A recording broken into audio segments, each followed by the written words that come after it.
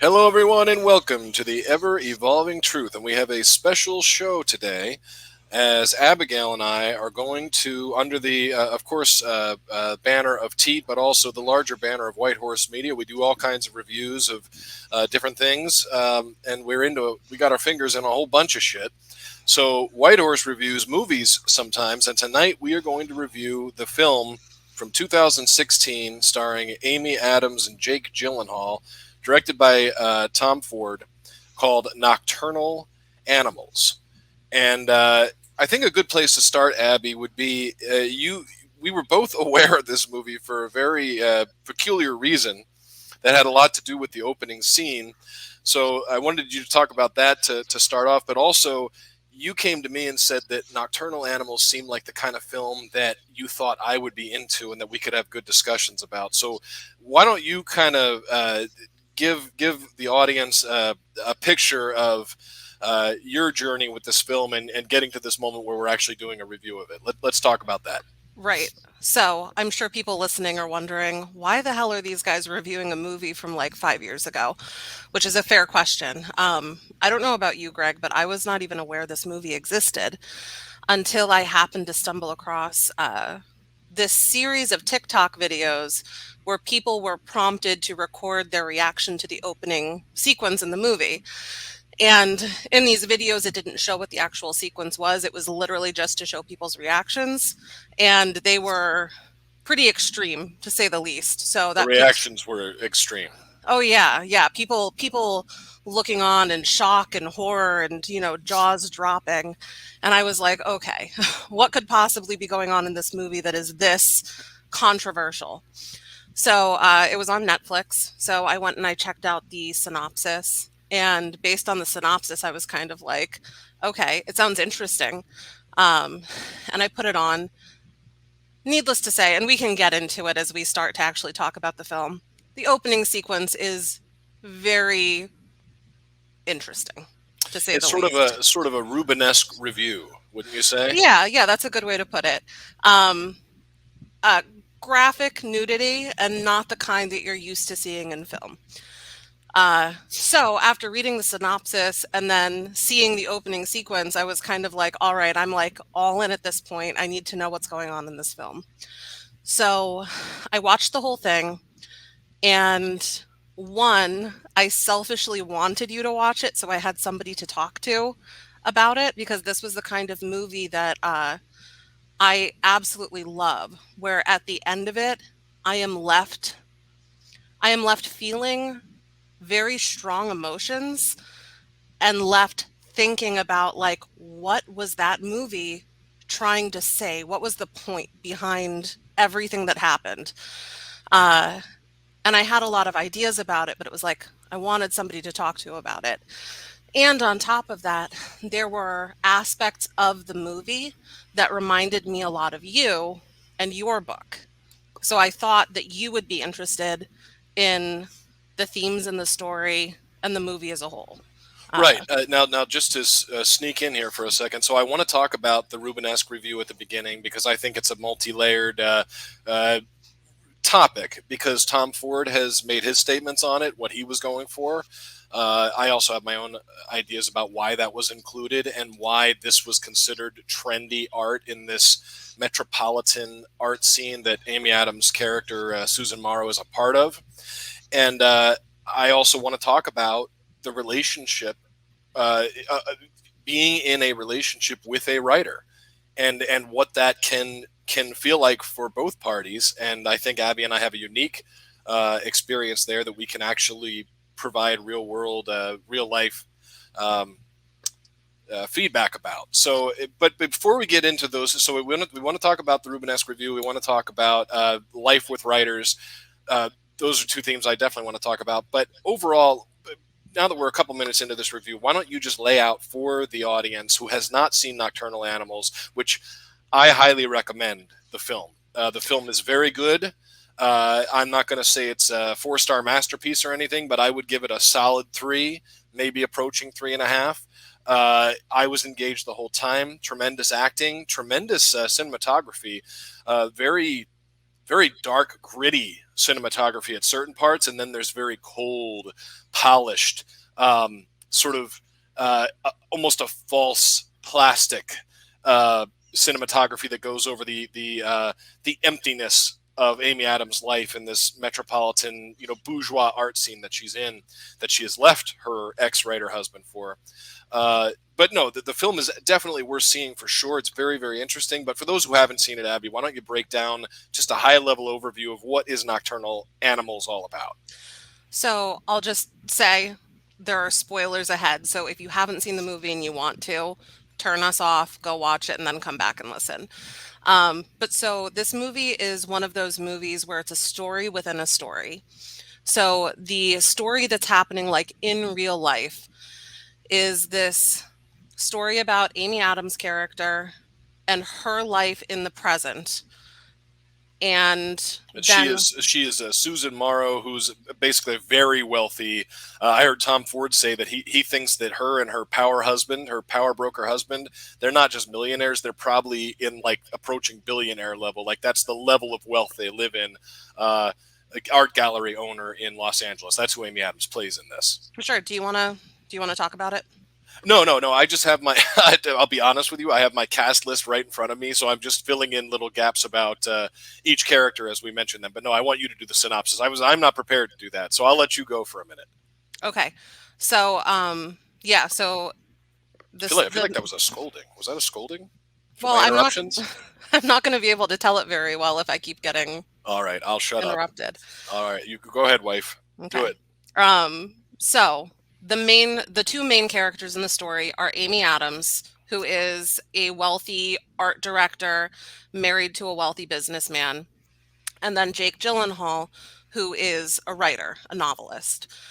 And you are seeing the Amy Adams character uh, in present times and what her life is currently like. And then she gets mailed the manuscript of Jake Gyllenhaal's character. Um, he's Edward Sheffield in the movie. He mails Amy Adams the manuscript of his latest novel, and you find out that the two of them used to be married, and throughout the rest of the movie you get glimpses into their history as a couple, their relationship, how it started, what went wrong, and it ties into what is in this novel. So then the other part of the movie is the novel being played out through the imagination of Amy Adams.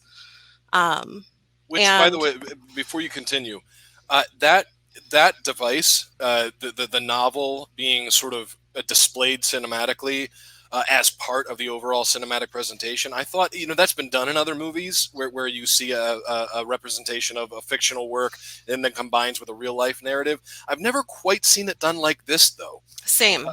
Which I think is a high mark for Nocturnal Animals. It manages to do something different with it, which really you're seeing it 100% through Susan Morrow, aka Amy Adams' eyes, and Hmm. everything you're seeing is in her mind.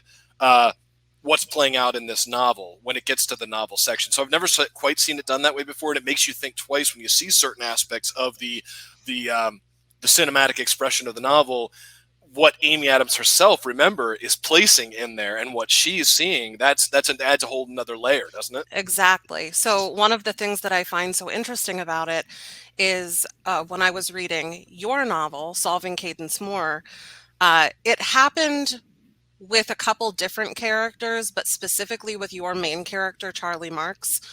Uh, I could see you in him. There were Mm-hmm. so many parallels, the way you wrote the dialogue for the character. There were so many times where I was like, this is Greg, or at least a lot of qualities of Greg. Right. And I thought it was really interesting in this movie that as Amy Adams' character, Susan, is reading the manuscript that Edward sent her, um, you know, he doesn't go by the name Edward in the book. In the book, the main character's name is Tony. Right. But as she is imagining the story, as she's reading it, she automatically puts Edward in the role of Tony. Yes. So I think it's very clear that because of their history and their relationship, whatever she was reading in that manuscript clearly animated Edward for her. And she was seeing him as this character. Uh, and I also think it's important to note that when she receives the manuscript, um, he says in a letter to her that he finally, like, this book wasn't like other books that he had written before, and she had given him the the power, the strength to write from the heart, something real, something raw. Uh, Through his experience of her, something had been awakened inside of him that allowed him to access this story and this guy and these people. yeah, I don't think he said it quite that directly though, but it's That's what I got from it, though. yes, it was heavily implied. And then, I think about the foreword in your book where you do like a little dedication to a couple different people. And Right. in your book, it's very heartfelt and like, these are all the people I want to thank and let know that I appreciated them supporting me through this process. And when she opens the first page of the manuscript, all it says is for Susan. Yeah. Which could be, Very cryptic. yeah, it could be just a sparse dedication, or it could also be a very cold dedication. Like, this is the person responsible for this book. I also thought it was interesting, Abby, that when you see the cinematic expression of the novel play out, uh, I, like a dumbass, thought I was watching Jake Gyllenhaal and Amy Adams playing the role of the wife. But what they did was they hired Isla Fisher, who looks Isla quite a Fisher. bit. Isla Fisher, okay. Um, I think uh, Isla Fisher bears more than a striking resemblance to a younger Amy Adams, which just has a very similar look. So if you think about it, Amy Adams was not only putting Jake Gyllenhaal, Edward's character, in the Tony role of the husband in the novel, but put a look-alike of herself in the wife role, which I thought was really crazy. And also their daughter in the novel looks a lot like her daughter in the quote real life segments of Susan Morrow's life. Mhm. So like in her mind, she's assuming Edward's picturing that as the wife and the daughter. I just thought that was very Exactly. interesting that that character is putting those people that look like that in there for a reason. Yeah, absolutely. So, I guess I kind of want to go in order of what happens in the movie so you kind of get an idea of like the tone they're setting. Mhm. So we had mentioned that the movie opens up with this, what did you call it? The Rubenesque review? The Rubenesque Review, Yes. So the you have large no lady lambada. yeah, so you have no idea what's really going on at this point, but the movie opens up with this series of rather large and older, like middle-aged to older women, completely nude, uh, dancing on some kind of a stage.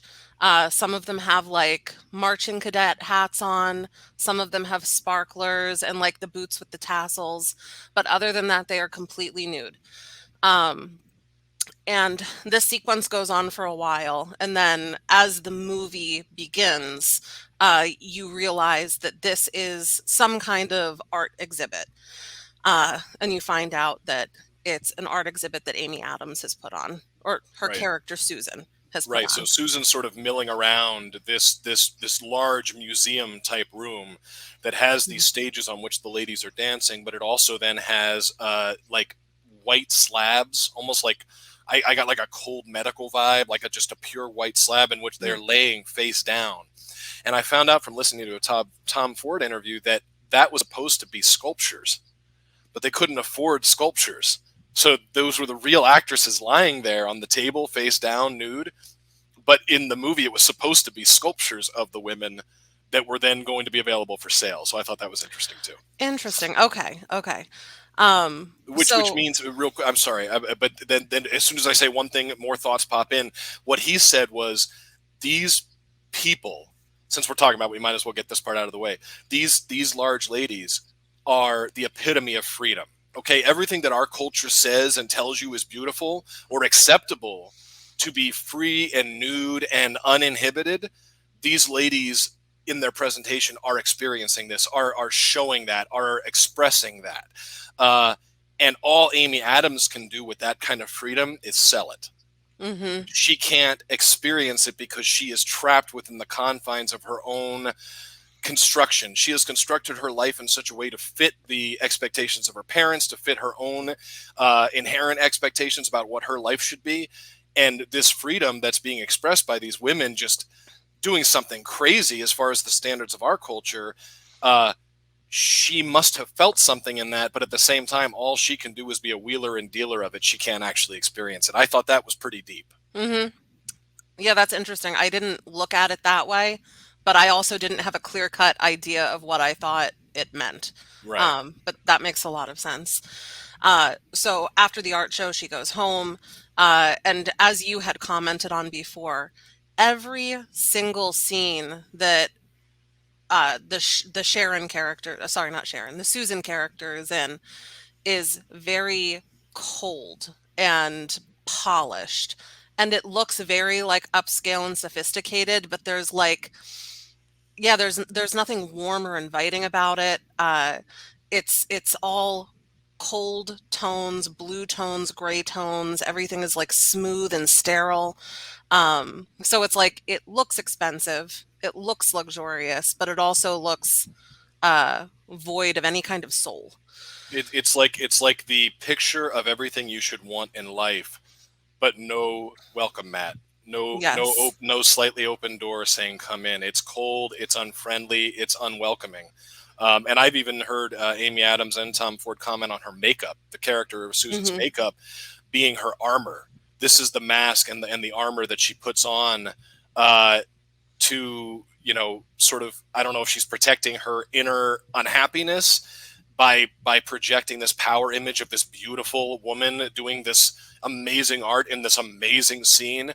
And if you see at the end, as they go on, the makeup starts to crack. And at the end, at the end, which I know you're going to get to in the synopsis here, when she is set to have her final rendezvous with Edward, she wipes the makeup completely off. The lipstick. The lipstick comes The completely lipstick. off, so it's almost Hmm. like she was ready to let this person go at Hmm. that point in the film. But before we get there, we have a lot more ground to cover, so I'll hang back again. Right. So, she gets home and she goes to bed, and then cut to the next morning, and she receives the manuscript for the book, which we already talked about.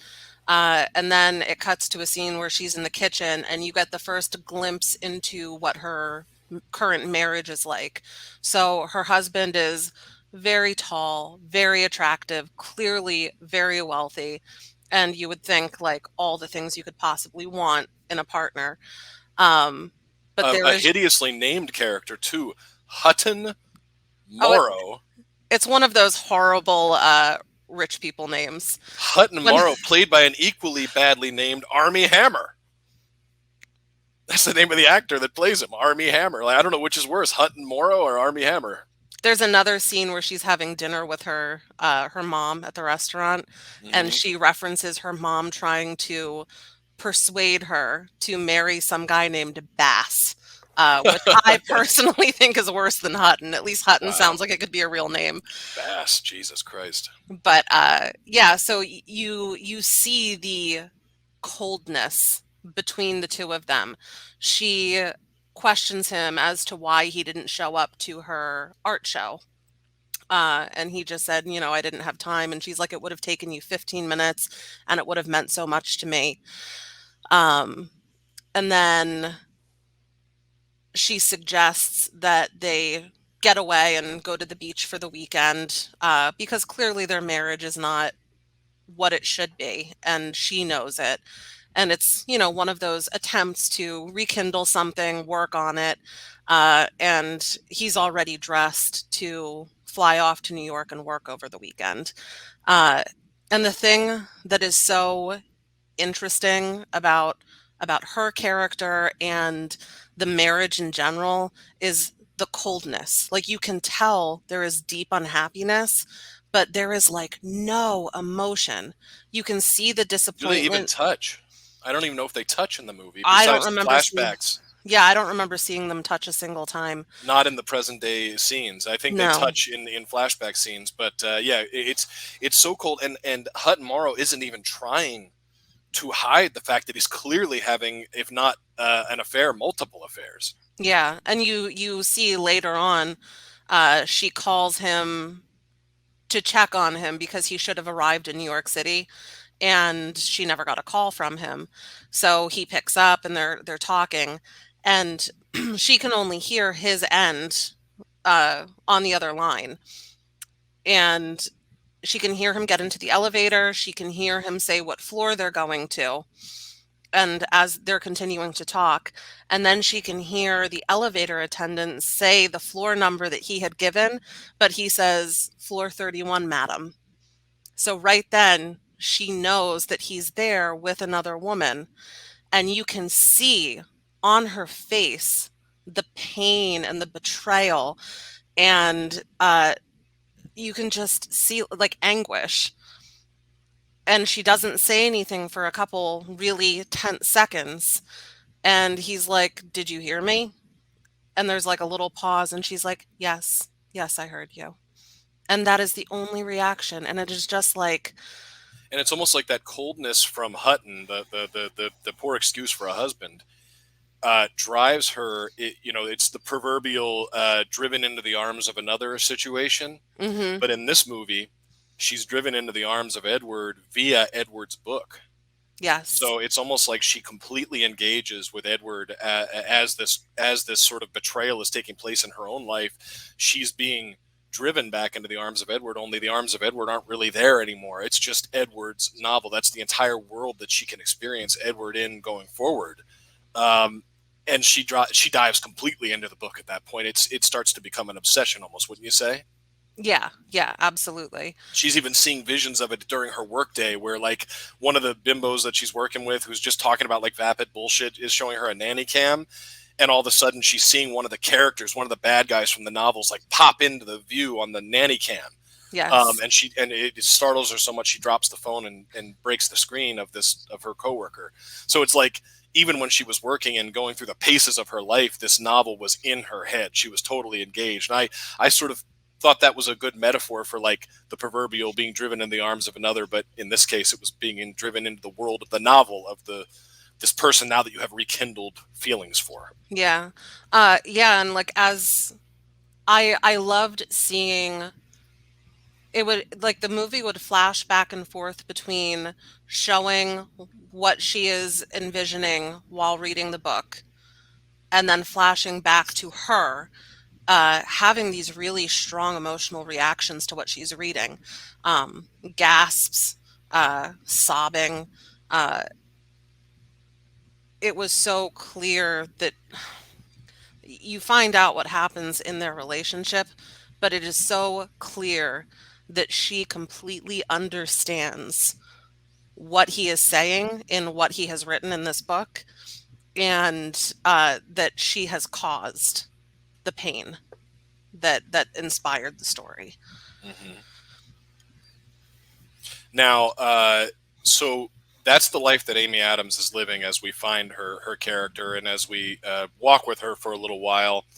Um, let's, if you don't mind, do you want to break in a little bit now to what the first parts of the novel or the cinematic expression of the novel is, and what happens there, and then we can kind of double back and find where Susan, Edward, and the rest of the gang are in real time. Sure. So the novel opens with a family getting ready to go on a little bit of a road trip. And I think it's interesting. The novel takes place in Texas, which is where Amy Adams' character and Jake Gyllenhaal's character are from in the story. Um, and I found it interesting because you have like we were talking about how cold the the rich, upscale, luxurious life of the Susan character is. Right. But then you have this Texas desert setting, which is very different, but it has the same barren emptiness that her world does. Um, so they're going on this road trip. through Texas, and they're on a highway out in the And middle of nowhere. it's Tony, the character. This Yes, whole I'm sorry. thing, this whole thing was based on a novel called. Now I can't remember if it's Tony and Susan or Susan and Tony. Let's see. It was based on the novel Tony and Susan. So this traveling in this car in West Texas is Tony, his wife Laura, and their daughter India. Right? Was her Hmm. name? Yes. So that's who's in this car traveling, and he's sort of Edward, or yeah, Edward. Edward's created character Tony is mentioning how much he likes this part of the country and how remote it is. That's something a little romantic to a writer, being out in the pure world and in the unpolluted world, you know, that has not had the rest of the world sort of like encroach on it and make it more commercial and everyday and routine and paint by numbers. And there's not as many people there. And it's sort of like this could be a world out of time. This could be a place out of time. And he's talking about how much he likes that, which I thought was really a cool thing, because very soon and very shortly you find out what the darker side of a remote place like that can be. Exactly. So they're traveling down the highway. It is the middle of the night, and they come up behind these two cars who are driving side by side slowly. And the car that Tony and his family are in cannot pass. So he just, quickly, two or three times, taps on the horn to try to get one of them to move over so that they can pass. You find out that one of the cars is filled with these three young men who take great offense to being honked at and proceed to follow and harass Tony's car. And it gets pretty hostile at one point, and they come up right next to them and try to get them to pull over, because I guess there was like a little fender bender or something, which was absolutely caused by these three young guys. Right. These three guys had sort of their cars set up as a blockade. It's like this isn't their first rodeo. They've done this before with people out of town that are traveling down these roads. They find what you might call a mark, you know, an easy Mhm. target. And they clearly have a routine planned out where they are blocking and they're making it impossible for the person behind them to pass. And obviously, what they want is a confrontation, which which is quickly what this situation escalates into. Right. So what ends up happening is Tony's car gets run off the road and he ends up with a flat tire. The other car pulls off too, and the guys get out. And without going into the whole thing, the whole situation is incredibly tense. And from the very beginning, you have this immense sense of dread. Something bad is going to happen. And the guys offer to change the tire and put a spare on so that they can supposedly uh, go to a police station and report the accident. It's really clear that these men have bad intentions, and the Tony character knows that. The whole family knows that. They're terrified. And right Except the when daughter can't keep her mouth shut. that was frustrating. It was like you have these guys who clearly are up to no good. And how old do you think that character is? Like 16 maybe? Yeah, I think it was supposed to be between like 14 and 16. Yeah, I would not have been mouthing off to anyone in that situation. I would have been terrified. Um, but so once they change the tire, uh, the wife and daughter run to get into the car, and the wife is saying to Tony, "Get in the car, get in the car, get in the car." And he is just standing there paralyzed. And I don't know if it's fear. I don't know what it is exactly, but it's He like doesn't know how to react. yes. This was the last thing in the world he expected. He's there being all romantic about being out in the West Texas prairie, or you know this very remote location that they're driving through, and this comes out of nowhere. Which again, when you remember that this story, the story in this novel, Nocturnal Animals, that is playing out in Amy Adams' mind, uh, what happened to Edward, the author, in his real, you know, quote, real life with the Susan Morrow, Amy Adams character, came out of nowhere. He didn't know how to react. He didn't know how to react from all this being ripped away from him. And you're seeing a horrifying metaphorical display of that through this scene where his wife and daughter are literally ripped away from him. And you find out later, of course, that as Amy Adams was trying to sabotage, as Susan Morrow was trying to sabotage her marriage with Edward, not only did she leave him, but she aborted their baby. So, in a sense, this is exactly what has happened to Edward in real life, but you're seeing it this ultra violent depiction of Tony driving through the West Texas prairie with his family and having all that literally ripped away from him in this very ultra violent portrayal. Which again, Right. you're seeing this play out in a completely different story, but that's what you're seeing. So just to be clear, he's standing there paralyzed because he's in this surreal situation and doesn't know what to do. And as he's standing there, just kind of with his mouth ajar, uh, two of the other guys hop in the car that his wife and daughter got in so that the three of them could get away. And that is when they drive away. And Tony is just left standing there in complete disbelief. Um, then the one guy who is left makes Tony get in the car with him. They drive off into the middle of the desert and he leaves Tony out there. Um, and at one point, they come back looking for him, saying that his wife and daughter want him, but he's hiding. Uh, so then, once he is in the clear, he has to walk back out of the desert and try to find somewhere to go that he can call the police. Which I think Fortunately, you're supposed to think that one of the goons, these goons, the main goon is Ray Marcus. He's played by Aaron Taylor Johnson, who got very high marks for his role in this film. I think he was nominated, or it maybe even might have won the Golden Globe for it. But it's him, it's Lou, and Turk. That's these three goons that show up here out of nowhere.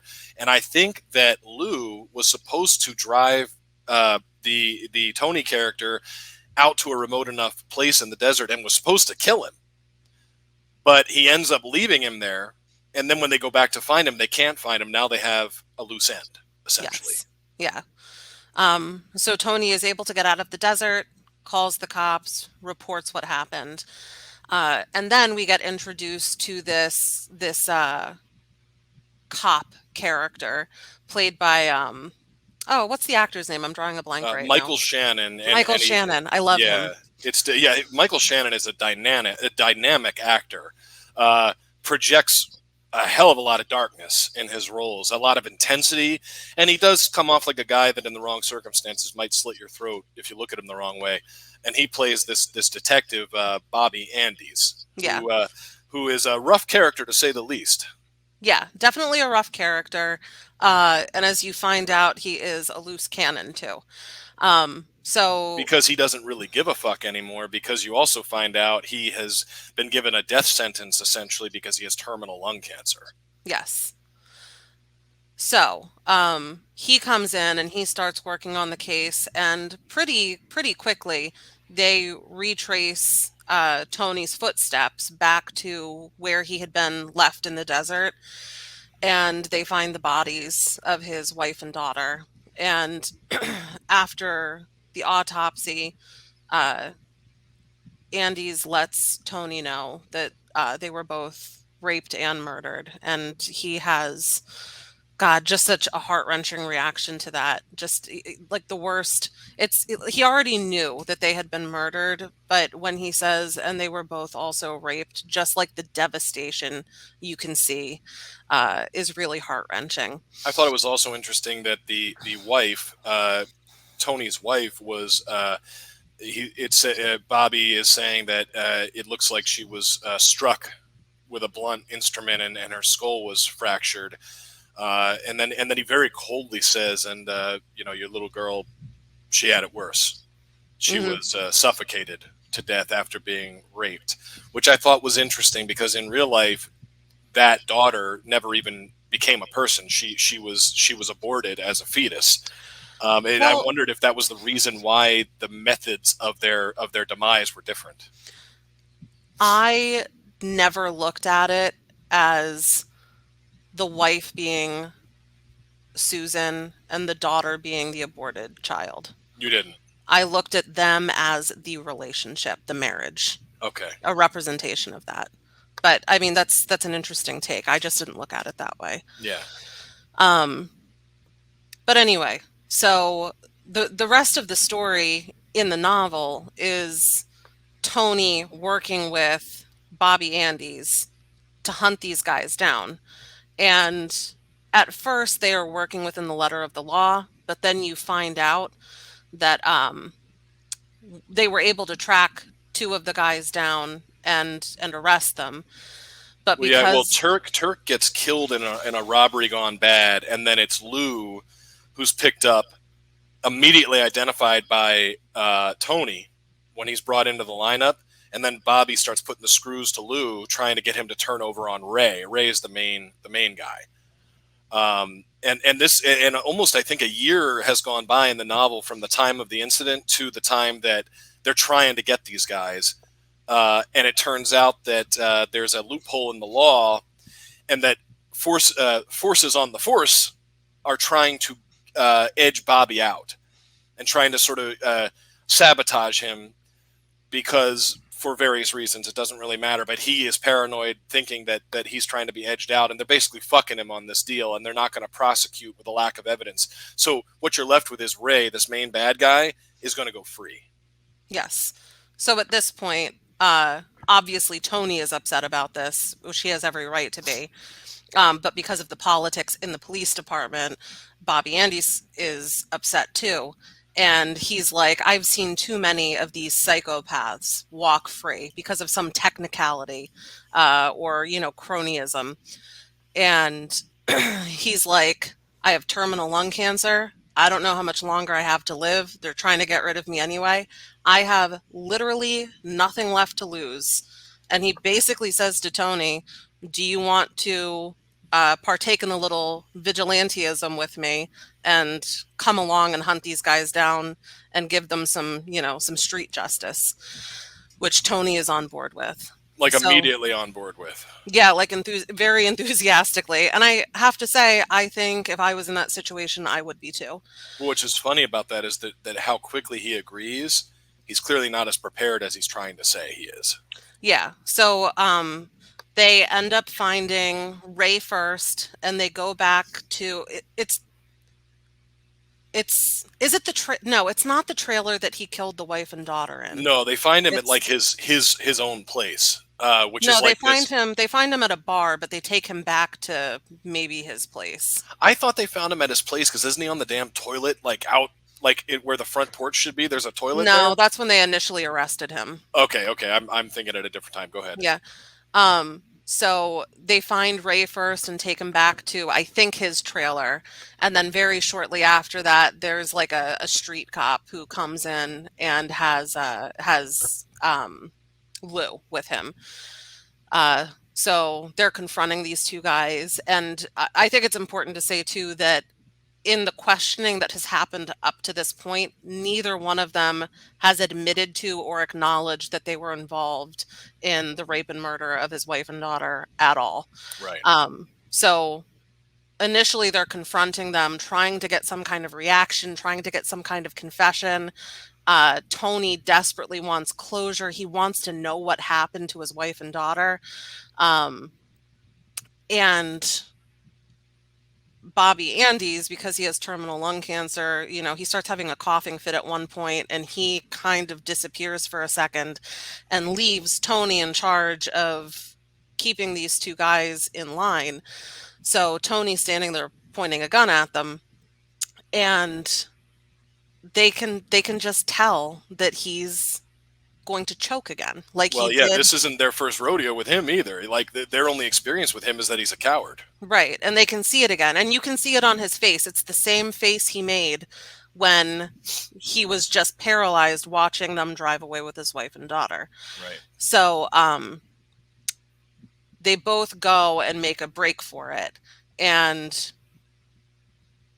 Bobby Andes runs out and he shoots Lou, but Ray gets away. And then Tony goes off on his own to hunt Ray down, and then he finds Ray back hiding at the trailer where they raped and killed his wife and daughter. And that scene is interesting. Well, right before we get there, remember what Bobby Andy says to him when he says, "When we get here, I'm gonna." Basically, it's the proverbial fork in the road, and Bobby's gonna take one route where they're most likely to have gone, and then he sends Tony out on the other to go down the other road just in case. But Tony's road ends up being the one that Ray can be found on, and you hmm never see Bobby Andy's after that. So a lot of people who have watched this movie believe that in Edward the writer's mind, Bobby Andy's was an aspect of him, almost like a Yes. dark guardian angel inside that was with him, guiding him through all this. And at this point, specifically in the story, Bobby Andy's and him part ways. He no hmm longer needs. He's got to do this on his own, or he can't do it at all. Yeah, he needed to get to the point where he had the courage to end things, to find closure, and he could only do that through this kind of like alter ego who had nothing to lose. And in the story, it's because of the terminal cancer. In Edward Sheffield's real life, I'm not sure how that manifested. Just some aspect of him that was like, it's over at this point. I have nothing left to lose. I just need to do it. I need to cut ties. I need to. So it's almost like in the context of this book being written, he exercises himself of the coward Tony and Yes. becomes this new version of Tony who is not afraid, who is aggressive, who is willing to stand up for himself and really push his own limits and no longer be someone who is even capable of being paralyzed by fear. It's almost like he's written himself to that point. So Edward, as the writer, is purging himself essentially of his own weaknesses, the things that he himself probably hates about himself, knows that these qualities have cost him dearly in his life and have cost him his life. This book was almost his way of exercising those qualities and just killing them, which you find out here. Maybe you just described the ending here at the last confrontation with Tony and Ray. Yeah.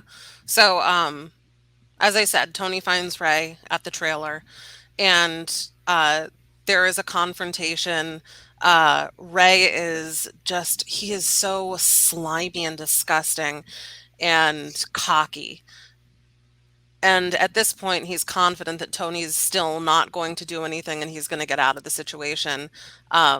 But what ultimately ends up happening is Tony shoots Ray 2 or 3 times. Ray hits him in the head with a tire iron, It was, some yeah, kind I of think it was blunt a tire object. iron. Yeah, it had a And hook on the end, whatever it yeah, was. so fire poker maybe. Yeah. And the scene goes black. Tony eventually comes to and he's all bloodied and disoriented. It seems like he can barely even see. But as he's trying to exit the trailer, he can feel Ray's body lying there. So he knows that Ray is dead at this point. But so Tony stumbles out, and again, he's in the middle of the desert. I got the impression that he went there on foot too, like there was no car. So he is bleeding from the head, stumbling through the desert. Uh, and at some point, he still has the gun, and he ends up Well, he shoots it in falling. the air first of all. I think Yeah, to like a assume to alert Bobby, I'm here like a flare shot. almost. Yeah. Yes. And then he ends up fumbling, falling, and shooting himself in the process. And the book ends with him laying there in the desert, and there's this really powerful heartbeat in the background, and you can hear it slowing and slowing and slowing. And then cut over top of that, you can hear Susan uh, gasping and sobbing, and it's like rhythmically kind of synced up. But so the Tony character ends up dying in the desert. So it's like, it's not your typical vigilante justice story. There's no happy ending. There's no satisfaction at the end. Uh, they got all 3 guys. Well, the one guy was killed in a different incident, but they got the last 2 guys. You feel like there should be closure, but then he ends up dying anyway. Well, and I think that's because, as you pointed out, this isn't really a vigilante justice story.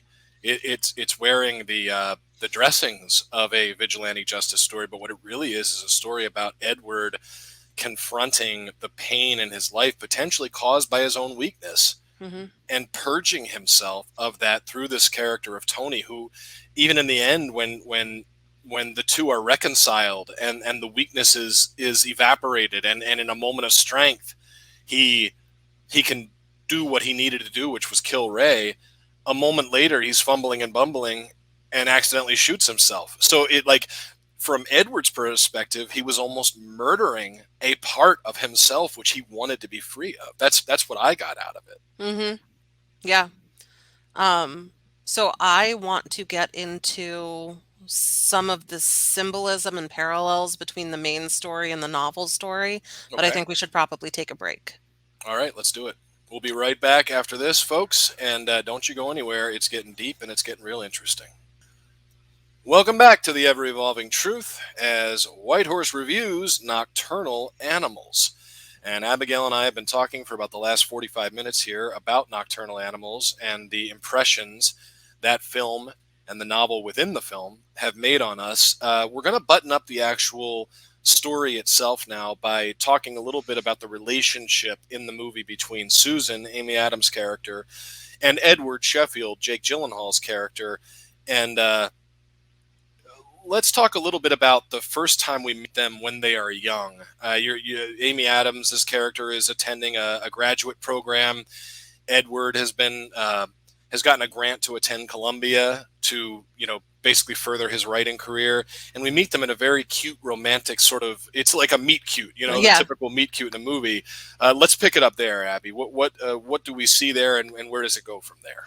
Yeah, so they bump into each other in New York City, and strike up a little bit of a conversation. You find out about how they know each other. They both went to the same high school or prep school. He was friends with her brother, and they end up going down going to sit down and have dinner together. And based on their conversation, you get some history between them.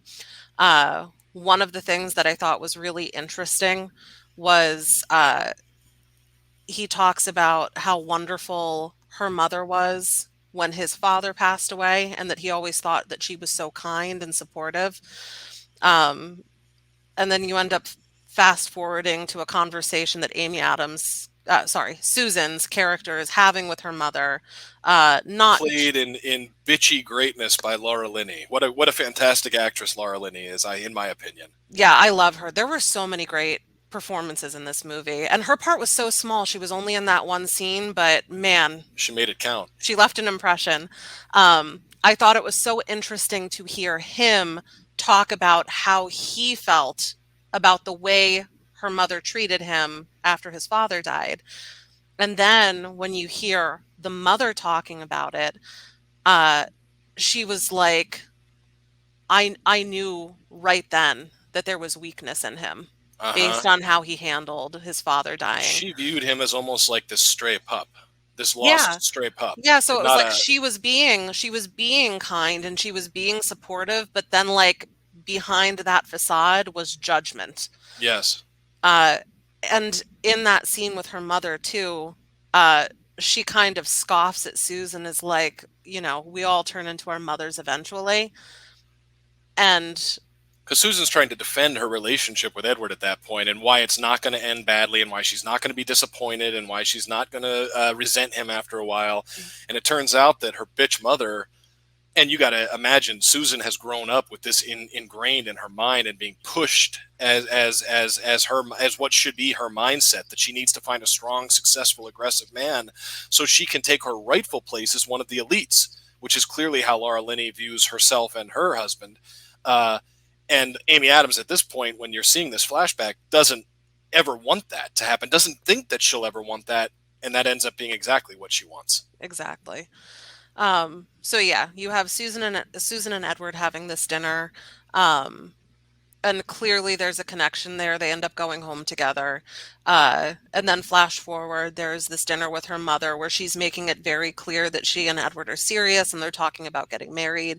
And she's, telling her, don't do it. You're not going to be happy. She even says, like, go ahead and date him. Basically, like, get it out of your system, but don't Right. marry him. Go slumming Uh, if you want for a while. she even says, and Amy Adams' character is kind of like shocked by this, but Laura Linney even says, well, Bass, the guy that she was trying to set her up with, he's like, Bass was your equal, meaning Edward is beneath her. So, like he doesn't come from the same social circles that we do. Right. And she's shocked and horrified. But then it turns out that she views things exactly the same way.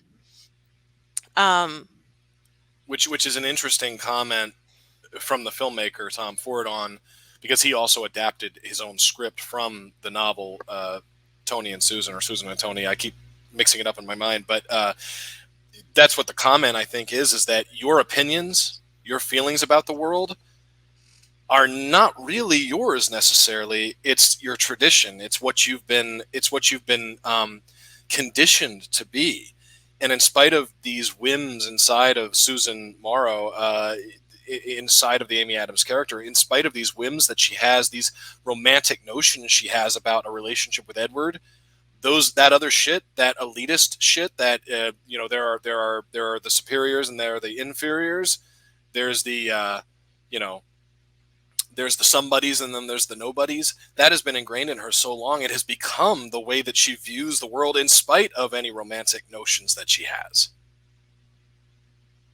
So I just think that's the comment, like how much of our own bent toward the world and how we see other people and our place in the world, how much of that is our own and how much of that is our conditioning. I think that's a mhm. question the filmmaker's trying to get at here. Yeah.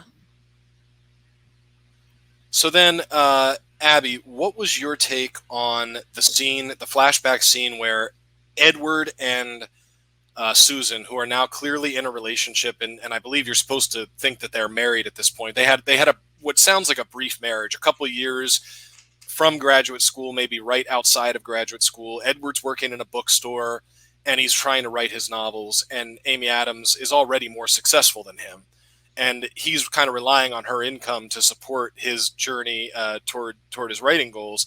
What did you make of the scene where he brings his completed manuscript, not Nocturnal Animals, the book that's in this movie, but one of his first attempts? He brings it to Susan, and she essentially shits all over it. Talk about your impressions of that scene, because for me, I related to that scene a lot. Yeah. Basically, he is when you're a creative person, you are putting yourself into what you're making, whether it be a book, movie, a piece of art.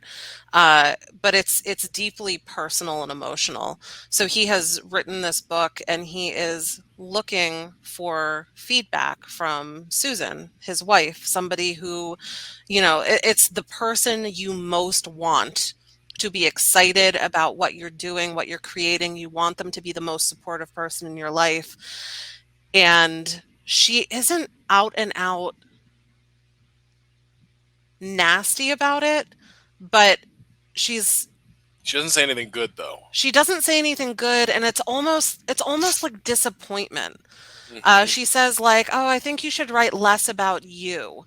And he's like, "That's what everybody writes about. Like you are in your book. You put Right. yourself into the characters. It's It like, is you in manifested through characters in a novel, but it's only ever you. yeah. And the thing I found so interesting about that scene is that I feel like it juxtaposes perfectly with the scene back at the beginning that we already talked about, where Susan is so disappointed that Hutton, her current husband, didn't come to her art show. And she was Yes. like, "It would have taken you 15 minutes and it would have meant so much to me." And Uh-huh. then you go back to this scene where she is being like so critical and dismissive of Edward's work, and you can see how wounded he is by it. He Right. gets he gets incredibly upset. Um and it's not that he necessarily like needs her to love everything he writes, but she just clearly doesn't like it at all. She doesn't believe in him and she doesn't Yes. believe in it. And on top of that, you have Edward. who is, his creativity is put into novels, and he is so emotionally invested in it. It is truly his passion. He's willing to forego a luxurious lifestyle so that he can work in a bookstore and write novels, which she is very critical of. Like, that's all you want. Right. Um, but then when you look at her life and she's upset that her husband didn't show up to her art show, she says multiple times throughout the movie that, like, her heart's not in it and she doesn't even like what she does. So She it's like, says at one point, "I am too cynical to be an artist. yeah. I'm too cynical to be an artist. So I deal in art." She was going to go study art history so she could like be a professor or whatever. Hmm. She's this administrator of the art gallery in L.A. But what you really have is this person who is you know never believed in herself as an artist. So if she doesn't even believe in herself as an artist, imagine how hard it is for her to then believe in someone that subconsciously she looks at as beneath her based on Right. her conditioning to support his artistic goals, which she just simply couldn't see. She thought she was reading garbage. Yeah, and that was the thing that was interesting too. It's like all he wanted from her was a little bit of support and encouragement, which he gave to her tenfold. The Right. whole time he's encouraging her to pursue her art, trying to get her to believe in herself, and she couldn't even return that to him. Now, very quickly, as that story progresses in the film, you see a scene where Amy Adams' character, Susan, is breaking up with Jake Gyllenhaal's character Edward, and basically saying, "I want it to be over." And Edward is like not having it. He's like, "No, no, no. When you love someone, you never give up. You always try." He's being very romantic about it. He's being Mm. very like, "No, no. This isn't how love is. This isn't how a marriage is. We have to fight together." And you can still see that this guy really does see the world in kind of a romantic way, Mhm. which is why he was able to speak to Tony's view on this remote this wonderful romantic notion of the remote West Texas wilderness, not wilderness, but the like remote prairie that he ends up finding great danger in. Mm. That character is shown to be kind of an idealist, and Yes. probably most novelists are either have a really dark, cynical take on the world, but they feel it deeply, or they are a lot of writers are romantics, a lot of writers are idealists, and that's what drives them to create to have that morality play out in the lives of their literary characters. Mm. But you find out not only does she break up with him, you find out a little while later her and Hutton are in a car after leaving the abortion clinic in which Susan has aborted Edward's child.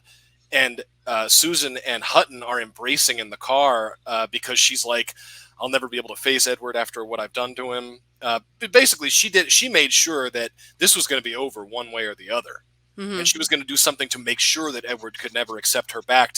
She was going to forcefully end things, and she's embracing with Hutton in the car, and then they look through the windshield as the rain comes down, and you see Edward. Mhm. Edward is watching them in the car, and that's the last time you see their relationship play out. But what a heartbreaking scene with Edward looking through, and Amy Adams' character gasps with like the shock, like, "Oh my god, oh my god!"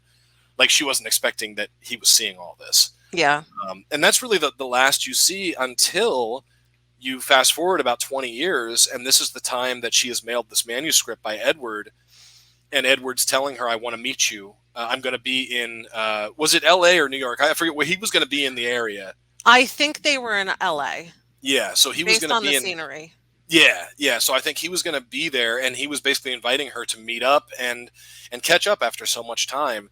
And eventually, after she falls back in love with Edward in a way by reading this great work that he's finally produced, this novel, knowing that it was dedicated to her, so her ego's getting fed, which hadn't been fed in quite a while, probably, except for the superficial bullshit ego stroking that goes on in the frou frou world of high art. Um, and so she is connecting again with Edward, and she is getting very much into this idea of meeting for a rendezvous.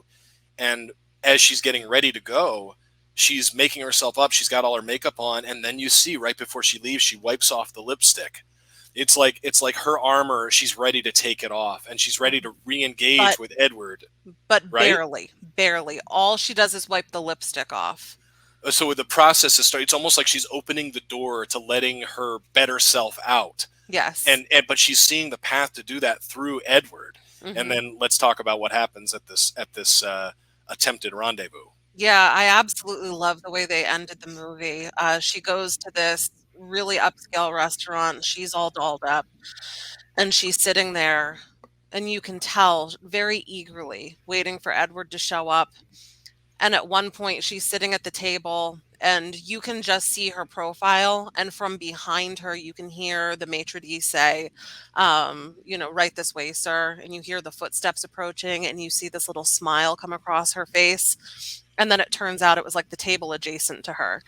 And then it ends with this kind of like a montage, a time lapse of her sitting at this table, and you can see the tables around her slowly starting to dwindle and people She's getting up like on and her second and leaving. third drink. Yeah, you keep seeing the waiter come over and bring more drinks, but no food. She's sitting there by herself. And I think based on the number of tables that cycle through, you're supposed to assume that she has been sitting there waiting for him for probably hours at this point. And then it ends with a close-up shot of her face, and you can see the realization that she's being stood up. And it's like the whole time she's thinking, he still cares enough about me, in my opinion, that I'm the first person he sent the manuscript to. He wrote this whole book that very clearly is some kind of manifestation of his feelings about our relationship and how things ended. He reached out to me about getting together and reconnecting over dinner. So she thinks that he is very much still interested in her and possibly getting back together with her. And at least for me, there was something really satisfying about seeing the realization set in that he was done. He was done with her at this point. If Um, anyone had ever deserved a "fuck you" with an exclamation point at that point, it was Susan Morrow. I have to say, you know this. I am not a big Amy Adams fan. And I think the reason I liked her so much in this movie is because she was so unlikable. Um, It gave you license to hate. yeah, it was like, I've seen her in what's the princess movie? Enchanted? Yeah, I'm the wrong guy to ask, but yeah, I she's think done some garbage. Enchanted, and then she was in Julie and Julia, and she always, not always, I know she's been in other stuff since then, but like I feel like she came on the scene as like this America's sweetheart kind of character, just really likable and bubbly and sweet. And this was such a stark departure from that kind of role. And I thought she did it great. She was she was incredibly unlikable. She did really hideous things throughout the movie. And as sad and lonely and depressed as she was, you don't feel sorry for her. It's like you made your bed and now you can lay in it. Uh-huh. And I thought that was an example of great direction on the part of Tom Ford. He had said that the Amy Adams scene in which she's reading the book, like you're experiencing the movie as you're watching this, so her reactions have to be appropriate to what's happening in the novel, Hmm. right? But those scenes on Amy Adams's end was just her in a room alone or laying in bed or in a bathtub or whatever. Yeah. And Tom Ford talked about like he was always the other one in the room and he was getting that performance from her, following her process, of course. Tom Ford seems to be a guy that really respects actors' processes. He said that he tries to create a set in which all those processes, not just by the actors, but everybody taking part in the film, the technical side, all have the space and the accommodations to do their work and do their prep so he can get the best performance out of all of them. And I think that's a smart way to be a filmmaker. He also says this movie is about connection for him. This movie is about connection and identifying the important relationships in your life and never letting them go, never being willing to let them go. Hmm. That to him is what this movie's all about. And he even says that the ending, you're not quite sure why Edward never shows up. Did Edward, as some of the fan theories have suggested, have terminal cancer himself? Could he not make it?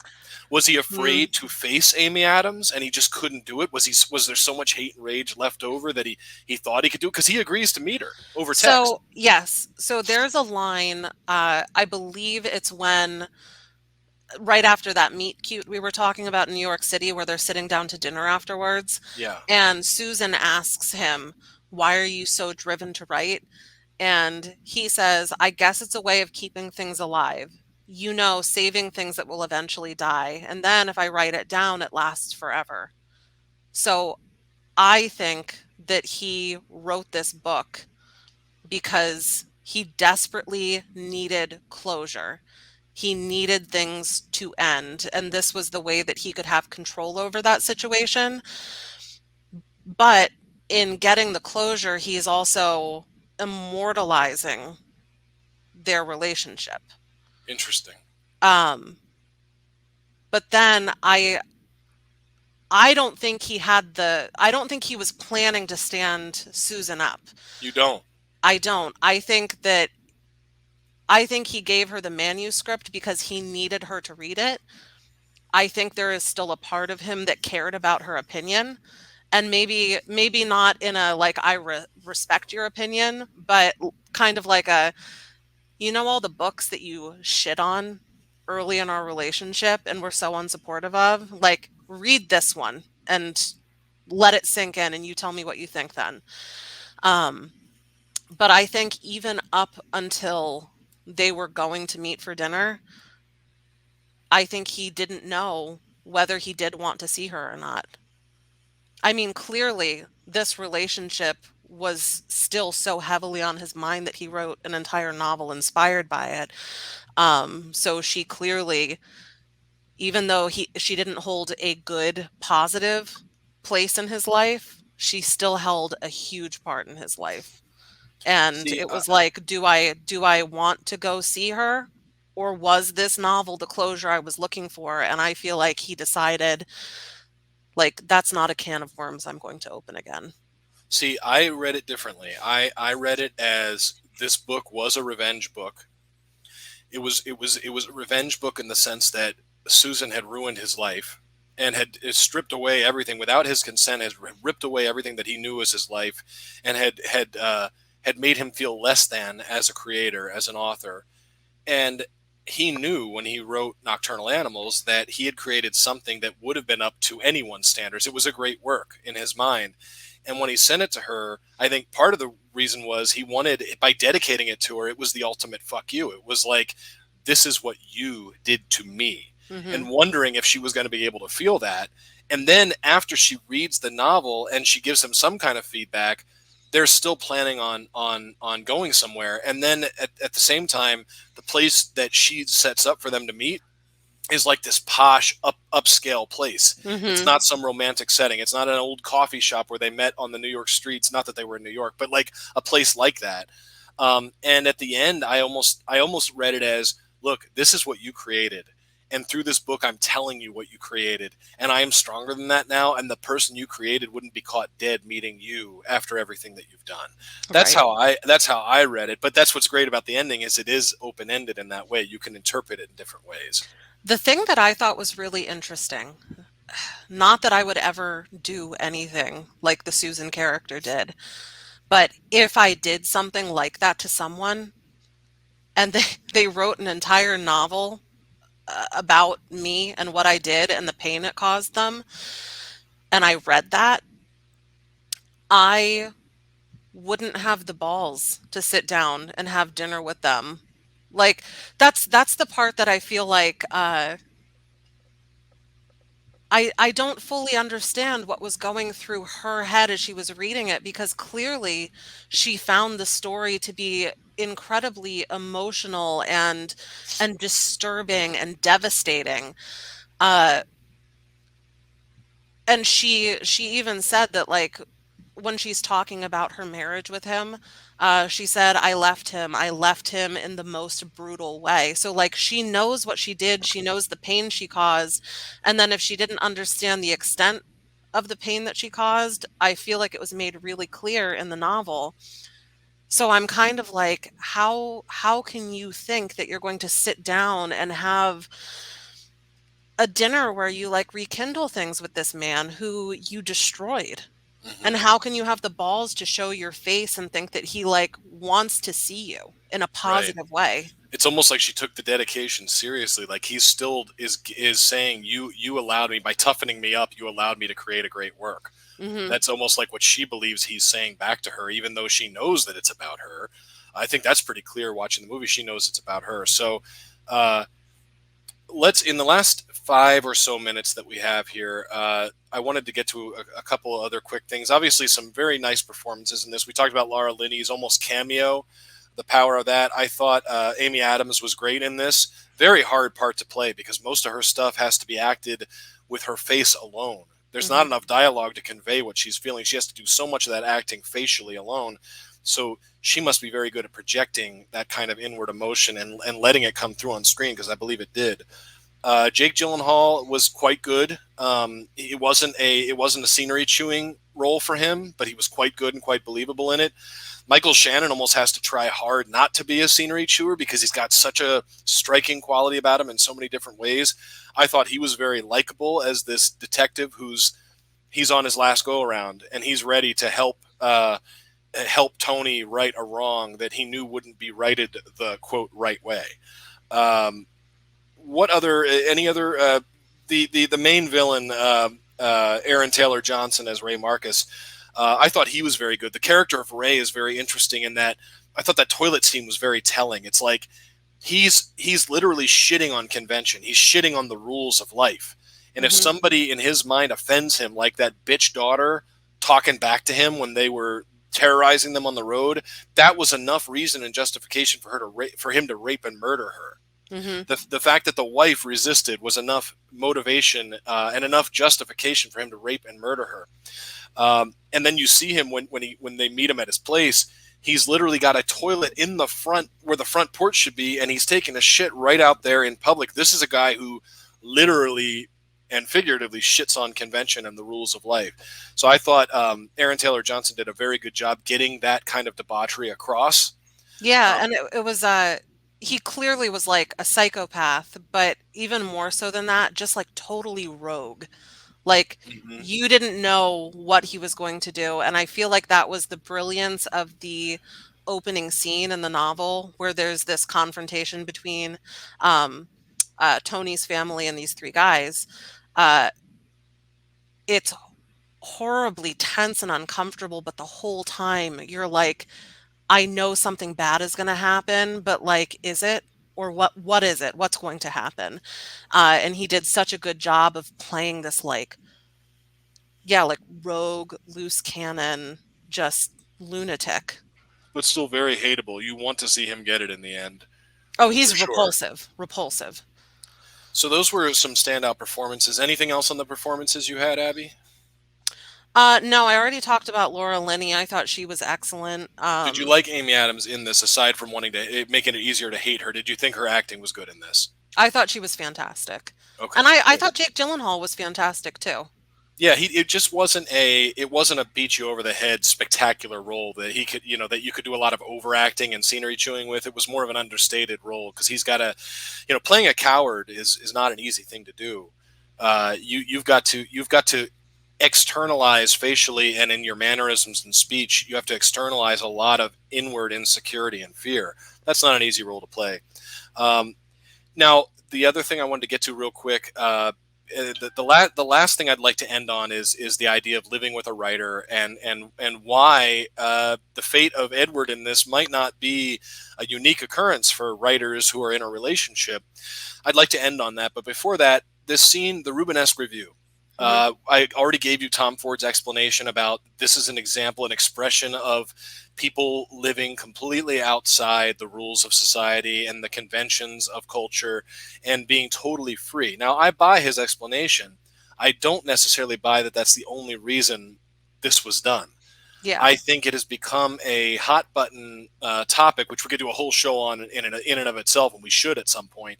But I think it's a hot button, trendy kind of thing to talk about in the body positivity movement. That you can be sexy at any size, that you can be comfortable in your own sexuality at any size.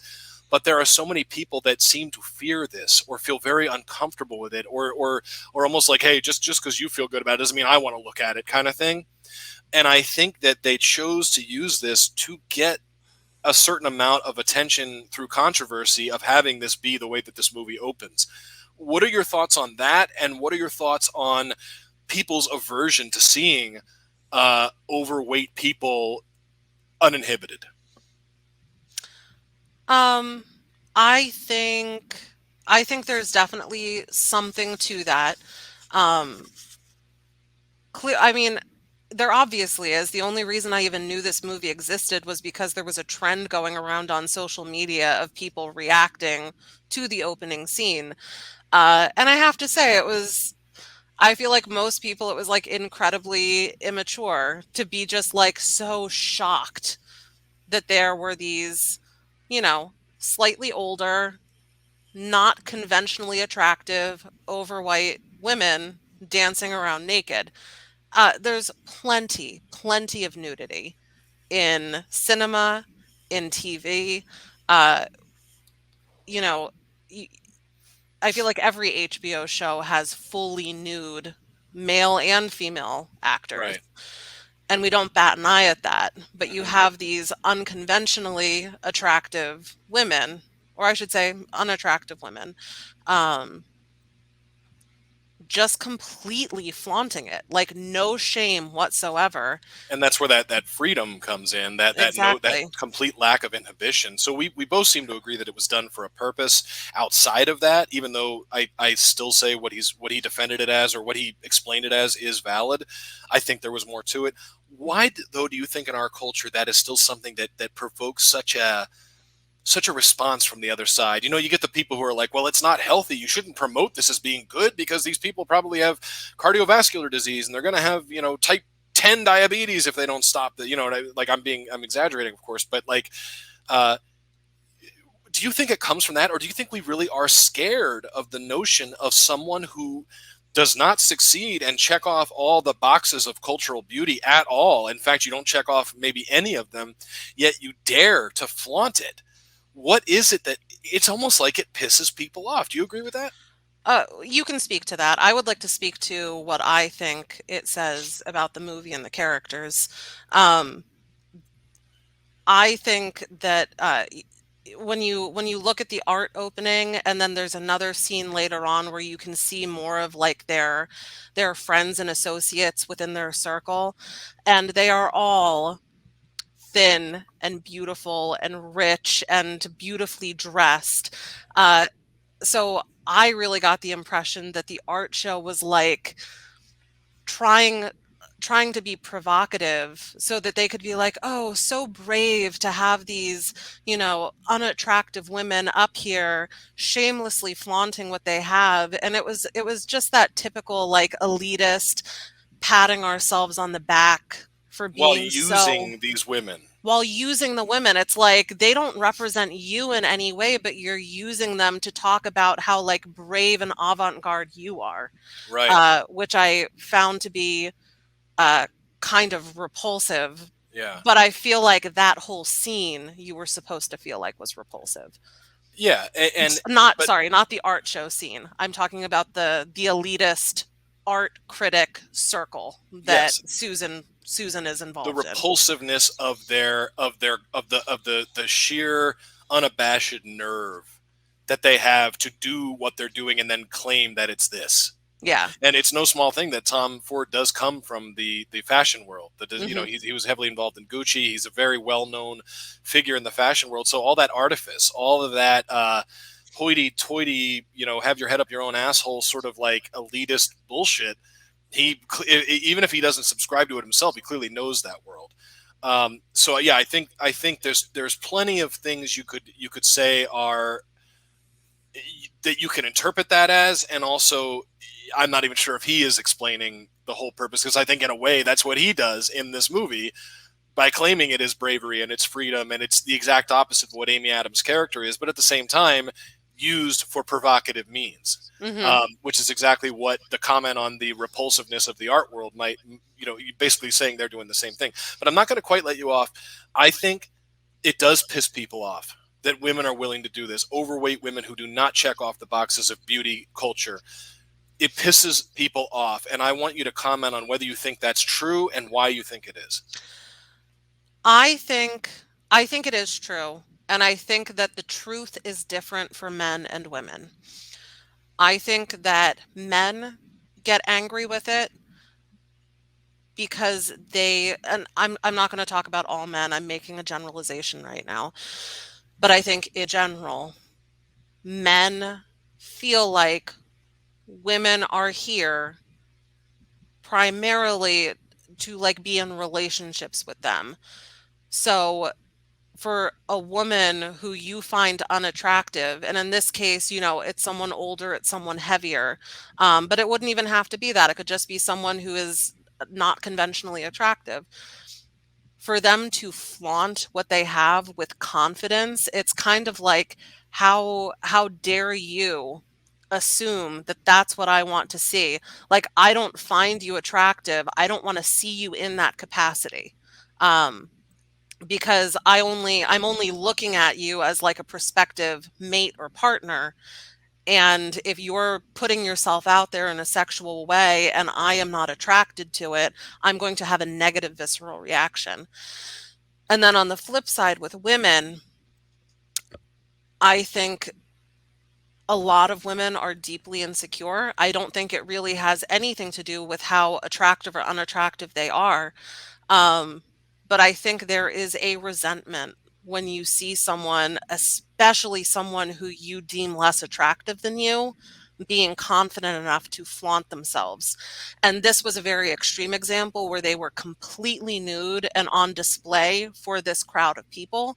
Um, but it could even be somebody putting up a slightly provocative selfie on social media. And it's like, how dare you have the audacity to do that? But really, what you're saying is, I am so insecure that I would never do that. Yeah, yeah, right. Um, I think that's a very interesting take and very accurate in a lot of ways. Um, so on the film itself, before we go to our very last subject, I know I lied and said 5 minutes, but we're wrapping it up here. We're taking it home, bringing it in. That's why I Uh, love this movie. There's so much to talk about. there is so much, and now for me, the reason it doesn't get the full Monty, it doesn't get the 4-star treatment, is because I personally wanted to know more about present day Edward. I wanted to know more about Amy Adams' day to day life and really who she was and what she was thinking during this time. Uh, Maybe showing conversations with her and these vapid bitches she hangs out with. Maybe there's one who's less vapid than the other that she can be truthful with, that she could be really talking about how she's feeling reading this novel. I wanted more of that. And I'm not saying that that's necessarily would have made it a better film, but for me, it would have made it a better film. So if I'm the one grading it, that's why I think it's very well made. The acting is very good, very great. Just I would say the acting's great in it.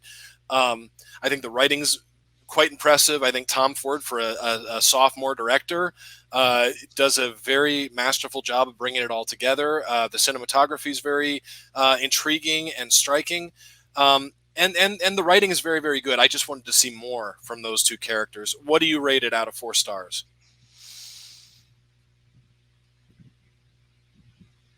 I don't know if I would give it a full 4 stars, but I feel like 3.5 isn't enough. I think I would give it 4 stars. I really, this is the kind of movie that like, I really, really enjoyed it. It left me thinking at the end. Uh, there was so much to interpret, and it could be interpreted different ways. I thought all the acting performances were excellent. I thought the directing was excellent. I really enjoyed everything about it. Um, that being said, it is very dark, very moody. It doesn't leave you feeling good at the end.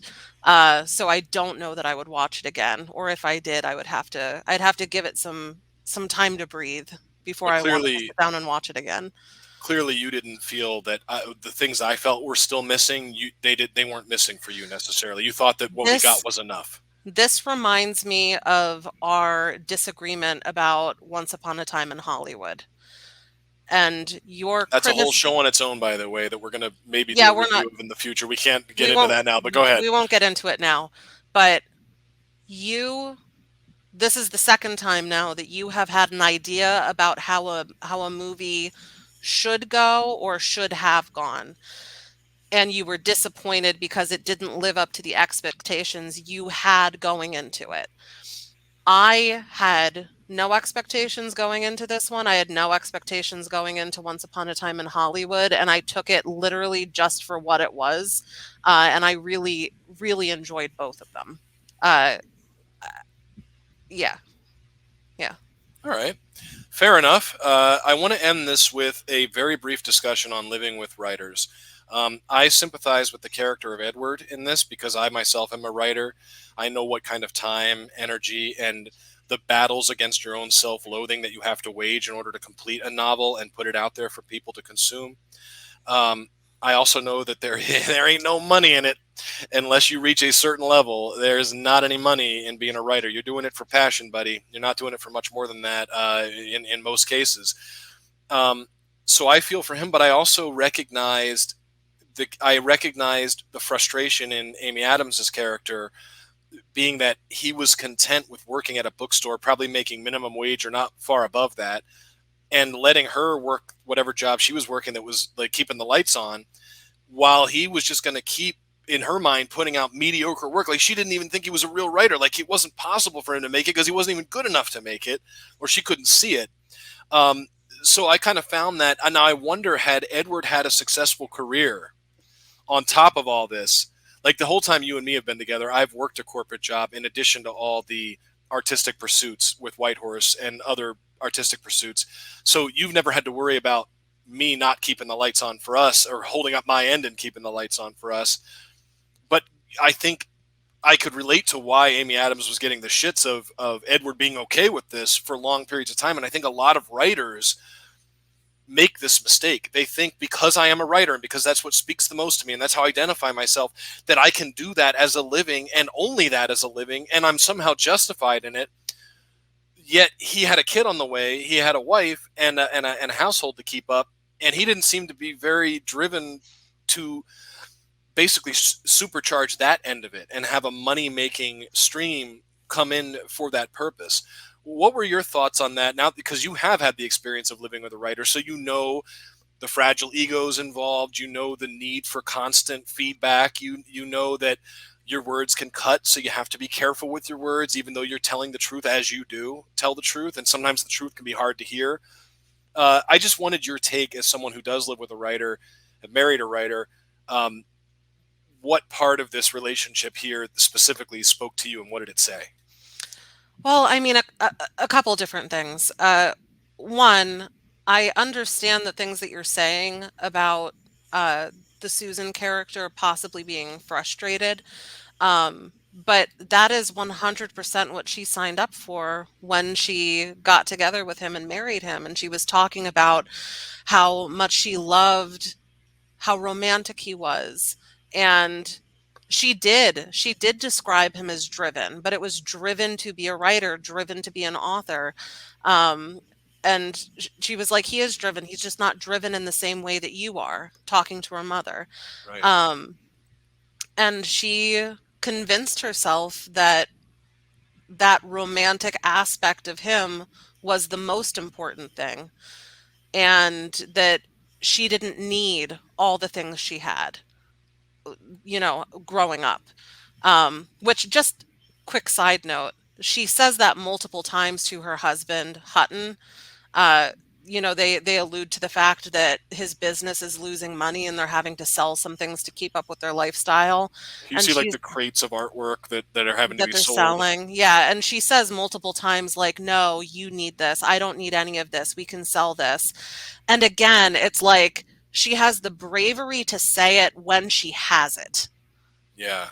And she had the bravery to say it when she was still living that life before she got together with Edward and was still living off of her parents. I don't need it. I don't want it. I can live without it.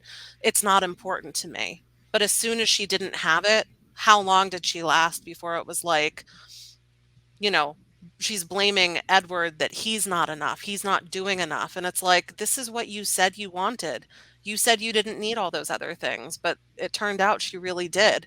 Um, Are writers and creative people who put that as priority number one, as I do, well, outside of my family, but like, who make that as personal priority number one, are they hard people to be in relationships with, do you think, by and large? putting your putting your creative life first.